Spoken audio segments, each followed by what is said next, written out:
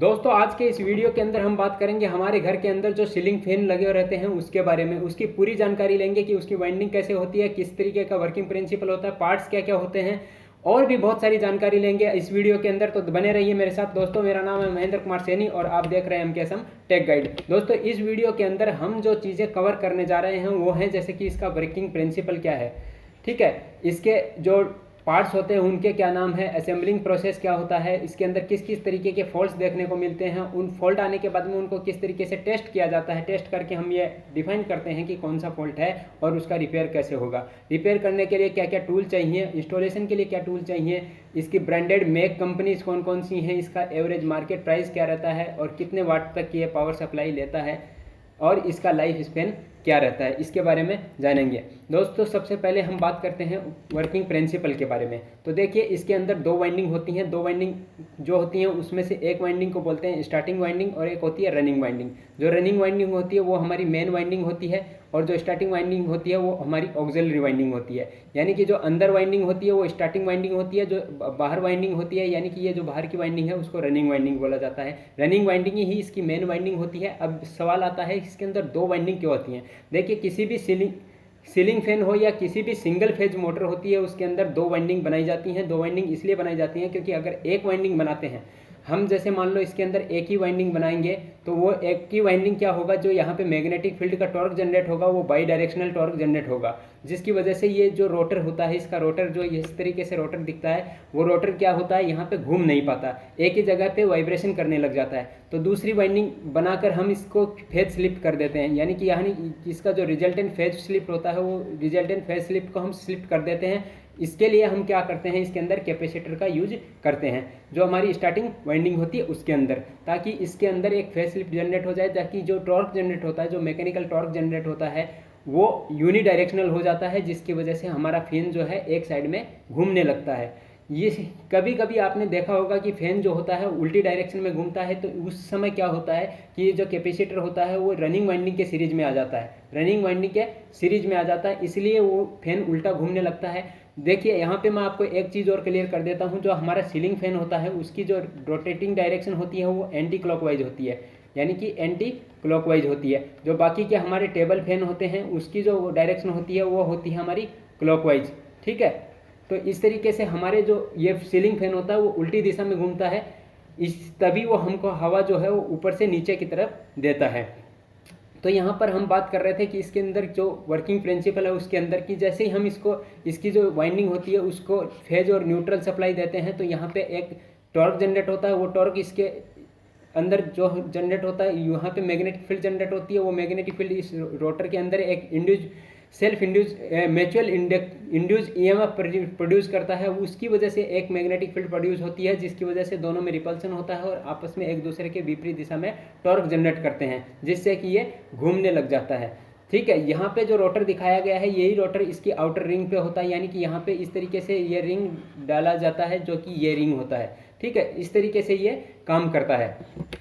उसके बाद में देखते हैं इसके अंदर पार्ट्स जो होते हैं उनके क्या क्या बोलते हैं। देखिए यहाँ पे जो है हैंगर क्लिप होता है, ये नट होता है, और यहाँ पे क्वार्टर पिन स्लिप पिन होती है, ये रबर सेकल होता है जो कि यहाँ पे हम सीलिंग फैन को लटकाने के लिए काम में लेते हैं। नट बोल्ट होते हैं, ये अपर कनोपी होती है, ये यानी कि टॉप कनोपी होती है, ये इसका डाउन कनोपी यानी कि बॉटम कनोपी होती है। यहाँ पे नट बोल्ट्स होते हैं, ये डाउन रोड होती है जिसके थ्रू ये पंखा लटका हुआ रहता है। ये यहाँ पे ब्लेड है और ये ब्लेड्स के फ्लेंज हैं, ठीक है। तो ये यहाँ पे स्पेंडल है और यहाँ पे इस पे अंदर एक कैपेसिटर भी लगाया जाता है, जैसे कि सभी सिंगल फेज मोटर्स के अंदर कैपेसिटर लगाया जाता है। अब इसके जो ये पार्ट है, जो मोटर का पार्ट है, उसके अंदर देख लेते हैं। यहाँ पे जो टॉप केस है और ये बॉटम केस है, ठीक है। यानी कि जो इसके ऊपर में जो ढक्कन लगे रहते हैं उनको टॉप केस और बॉटम केस बोलते हैं। ये मैग्नेटिक फिक्सचर है और ये फ्राइट फिक्सचर है। फ्राइट फिक्सचर का मतलब जैसे स्प्लिट करके जो रोटर बनाया जाता है, जो कि मैंने आपको पिछले यहाँ पे दिखाया है, ये रोटर जो होता है वही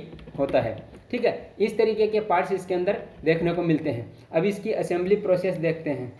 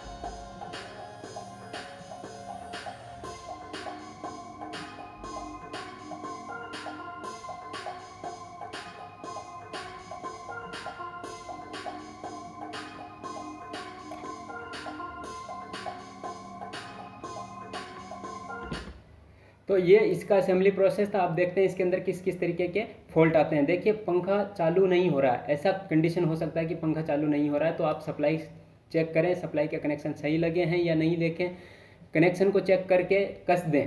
अगर पंखे तक सप्लाई नहीं जा पा रही है तो स्विच को चेक करें, स्विच खराब हो गया है तो बदल दें। स्विच ठीक से कार्य कर रहा हो तो रेगुलेटर को चेक करें। रेगुलेटर की कनेक्टिविटी मल्टीमीटर के द्वारा टेस्ट करके या टेस्ट लैंप के द्वारा चेक कर सकते हैं। रेगुलेटर खराब होने पर उसे बदल दें। पंखे को हाथ से घुमाकर देखें, अगर पंखा सख्त चल रहा है तो बेरिंग खराब हो सकता है, उसे भी बदल दें। और हो सकता है कि वाइंडिंग जल गई हो तो वाइंडिंग की कंटिन्यूटी चेक करें, और अगर वाइंडिंग कंटिन्यूटी नहीं दिखा रहा है तो मोटर की वाइंडिंग दोबारा करनी होगी। ठीक है। दूसरी कंडीशन ये आती है कि पहले हाथ से घुमाने पर पंखा घूमता है, स्पीड कम है, तो ऐसी कंडीशन में आपको कैपेसिटर को देखना है, कैपेसिटर खराब हो गया होगा, उसको बदल दें। चलते समय पंखा शोर कर रहा है यानी कि आवाज़ कर रहा है तो पंखे में ल्यूब्रिकेशन की ज़रूरत है। पंखा झटके खाकर चलता है यानी कि वॉबलिंग कर रहा है तो इसको वॉबलिंग कहते हैं। साइकिल फिटिंग ढीली हो गई होगी जिसकी वजह से साइकिल क्लैंप को बोल्ट को नट कर स्प्लिट पिन चेक करके दोषी पाने पर बदल दें। पंखे की ब्लेड को बैलेंस बिगड़ गया होगा, इस वजह से भी वॉबलिंग होता है। वॉबलिंग होने की स्थिति में फिटिंग को चेक करें, स्क्रू कसें, और अगर वॉबलिंग ब्लेड्स को अधिक नुकसान हो गया है तो सुधारा नहीं जा सकता है। ऐसे केस में ब्लेड्स को बदला ही जाता है। बेरिंग का प्रॉब्लम हो सकता है। बेरिंग, आपके फैन की स्पीड क्या रहेगी यह बेरिंग पर भी काफ़ी डिपेंड करता है। अगर फैन की बेरिंग खराब है तो फैन काफ़ी धीरे चलेगा और कुछ समय बाद वह खराब भी हो सकता है। तो फैन बेरिंग चेक करने के लिए आपको सबसे पहले फ़ैन को चला देना हो, और अब आपके कानों में फ़ैन की आवाज़ सुननी है, कहीं उसमें से कोई अलग से आवाज़ नहीं आ रही है, यह है आपको चेक करना है। क्योंकि बेरिंग के ख़राब होने पर फैन में से कट कट की तरह की आवाज़ सी आती है।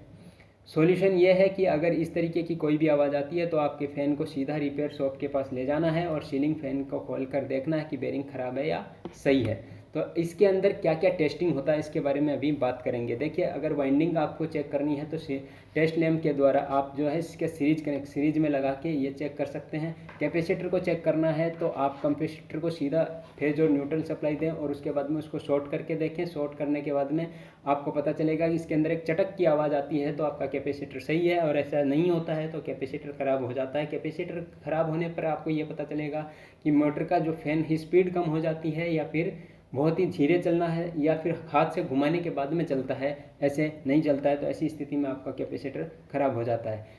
कि वाइंडिंग को आप जो है सीरीज से चेक कर सकते हैं या फिर फिजिकल भी आप खोल के देख सकते हैं। उस केस में आपको पता चल जाएगा कि वाइंडिंग जली है या नहीं जली है। तो मल्टीमीटर से भी कंटिन्यूटी चेक कर सकते हैं और टेस्ट लैंप के द्वारा भी इसकी कंटिन्यूटी चेक कर सकते हैं। और इसके अंदर आप क्या क्या चेक कर सकते हैं, देखिए, ओपन सर्किट टेस्ट चेक कर सकते हैं, शॉर्ट सर्किट चेक कर सकते हैं, और आपको अर्थ फॉल्ट यानी कि अर्थ फॉल्ट तो नहीं है ये भी आप इसके द्वारा टेस्ट लैंप के द्वारा चेक कर सकते हैं। इसके बाद में हम बात करते हैं कि टेस्टिंग के लिए क्या क्या इक्विपमेंट चाहिए, जैसे कि आपको मल्टीमीटर के द्वारा भी आप इसकी टेस्टिंग कर सकते हैं, मैंने आपको बताया। अब रिक्वायर्ड टूल्स फॉर टेस्टिंग क्या होते हैं, जैसे स्क्रू ड्राइवर है, हमारा ड्राइवर बिट है, या फिर टेस्ट लैंप है, और उसके बाद में फेज टेस्टर है, उसके द्वारा भी आप, जैसे अर्थिंग फॉल्ट हो रहा है तो उस केस में आप अर्थिंग टेस्ट कर सकते हैं। उसके बाद में कॉम्बिनेशन प्लायर है और मल्टीमीटर है, इनके द्वारा आप ये है टेस्टिंग कर सकते हैं कि इसके अंदर क्या क्या फॉल्ट है। जो भी फॉल्ट है उसको आप टेस्ट करना, तो इन टूलों की आपकी ज़रूरत पड़ेगी। उसके बाद में देखिए, अगर फैन की वाइंडिंग ख़राब हो गई है तो उस केस में आपको रिवाइंड करना पड़ेगा। रिवाइंड करने के लिए मैं आपको बता देना चाहता हूँ कि इसके अंदर 2 वाइंडिंग होगी। अगर अंदर वाली वाइंडिंग ख़राब होती है तो दोनों वाइंडिंग ही आपको चेंज करनी पड़ती है, और बाहर वाली वाइंडिंग होती है तो कुछ मिस्त्री ऐसे होते हैं जो सिर्फ बाहर की वाइंडिंग को खोल के दोबारा से बना देते हैं न। और अगर आप खुद घर पे करना चाहते हैं तो देखिए, मैंने आपको इसके अंदर बताया है कि 2 वाइंडिंग होती है, एक स्टार्टिंग वाइंडिंग होती है, एक रनिंग वाइंडिंग होती है। सबसे पहले जो कोयल डाली जाती है वो स्टार्टिंग वाइंडिंग की डाली जाती है, और उसके बाद में जो कोयल डाली जाती है बाहर की साइड में वो डाली जाती है रनिंग वाइंडिंग की। तो देखिए, रनिंग वाइंडिंग के अंदर जो हम टर्न्स डालते हैं वो 36 गेज वायर के 350 टर्न डालते हैं, और यानी कि स्टार्टिंग वाइंडिंग में 350 और 36 गेज का वायर यूज़ करते हैं। रनिंग के अंदर भी 36 गेज का वायर यूज़ कर सकते हैं, और इसके अंदर आपको 400 टर्न डालने हैं, कि यानी कि हमारी मेन वाइंडिंग है, इसके अंदर टर्न नंबर ऑफ टर्न्स ज़्यादा रहते हैं। और आपको कॉइल का पिच क्या रखना है, वो आपको 1:2 का रखना है। इसका मतलब ये है कि यहाँ पे जैसे मान लो 14 स्लॉट का ये कोयल है, तो 14 स्लॉट में ऐसे 1 2 3 4 5 इस तरीके से है। तो यहाँ पे आपको कॉइल जो है इस तरीके से डालनी है, यानी कि इस तरीके के राउंड में डालनी है जिससे एस पोल बनेगा, और इसके अंदर दूसरा जो है उसको उल्टा करके डालना है जिससे कि इसके अंदर एन पोल बनेगा। इसके अंदर फिर से बाहर से राउंड मार के डालनी है, यानी कि फिर से एस पोल बनेगा, और फिर इसके अंदर उल्टा इस तरीके से डालना है, यानी कि इस तरीके से डालना है जिससे कि यह जो वाइंडिंग है हमारी north pole south pole, north pole south pole इस तरीके से पूरी होगी। ठीक है, और रनिंग वाइंडिंग डालनी है तो वो भी इसी तरीके से डालनी है। और उसके बाद में आपके जो दो वाइंडिंग है हमारी, वो दो वाइंडिंग के अंदर से चार, यानी कि ये हमारी रनिंग वाइंडिंग है, ये हमारी स्टार्टिंग वाइंडिंग है। तो इसके अंदर से एक कॉइल को शॉर्ट कर देना है और इस तरीके से कॉइल को बाहर निकालना है। ठीक है, और स्टार्टिंग वाइंडिंग के सीरीज में कैपेसिटर लगा देना है, और यह है जो कॉमन वायर है वो बाहर निकालना है और इसके साथ सीरीज कर देना है, यानी कि और ये साथ में सीरीज हो जाएगा। और उसके बाद में यहाँ पे इस सप्लाई दे दी जाती है इस तरीके से, इसमें फेज दिया जाता है, इसमें न्यूट्रल, इस तरीके से कनेक्शन कर दिए जाते हैं और इसके वाइंडिंग जो है वापस सही हो जाती है। ठीक है, कैपेसिटर जो होता है वो 2.5 से 3.0 माइक्रोफेरेड का यूज किया जाता है इसके अंदर। ठीक है, और इसके जो इंसुलेशन होती है, वो इंसुलेशन जो होती है वो मिक्स मेलन पेपर, जो इंसुलेटेड पेपर होता है उसका यूज किया जाता है। देखिए, अभी हम आपसे साथ बात करेंगे कि इसके अंदर भारत के अंदर कौन कौन सी ब्रांडेड कंपनी हैं जो कि सीलिंग फैन बनाती हैं।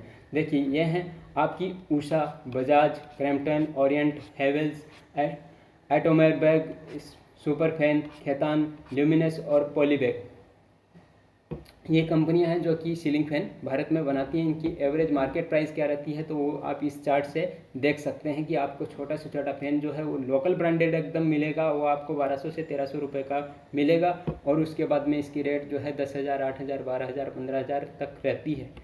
उसके बाद में देखते हैं कि नेम प्लेट डाटा, यानी कि हमारा जो फैन होता है, जैसे कि हमारा जो सीलिंग फैन स्वीप होता है वो 800 mm, 1200 mm, 1000 mm का आता है। सेम फैन स्वीप का मतलब क्या है, यानी कि हमारा जो वाइंडिंग का बैंड जो सर्किट बनेगा, यानी कि वो 1200 mm का राउंड बनाएगा।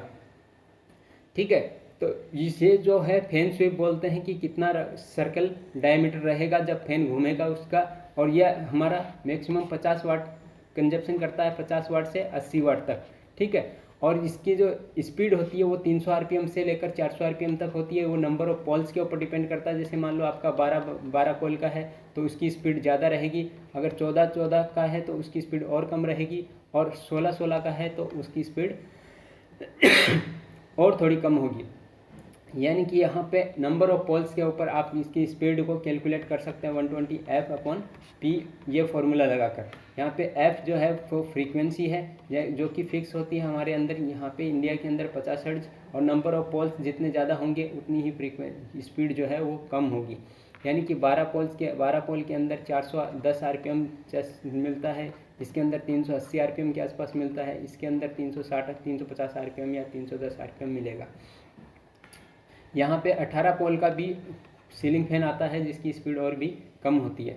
ठीक है, इसके बाद में देखते हैं कि इसका लाइफ स्पेन क्या रहता है। देखिए, लाइफ स्पेन जो है नॉर्मली किसी भी सीलिंग फैन का लाइफ स्पेन होता है वो 10 साल तक चलता है, और वो डिपेंड करता है कि कैसी इन्वायरमेंटल कंडीशन के अंदर या फिर हम रहता है। यानी कि डस्टी एरिया में है तो वहाँ पे फैंस के बेयरिंग वगैरह ख़राब होने का ज़्यादा चांस रहता है। अगर बहुत ही अच्छे कंडीशन में है तो वहाँ पे आपका फैन जो है वो लगभग 10 साल तक चल जाता है। ऐसे केस में आपको कोई भी प्रॉब्लम नहीं आएगी।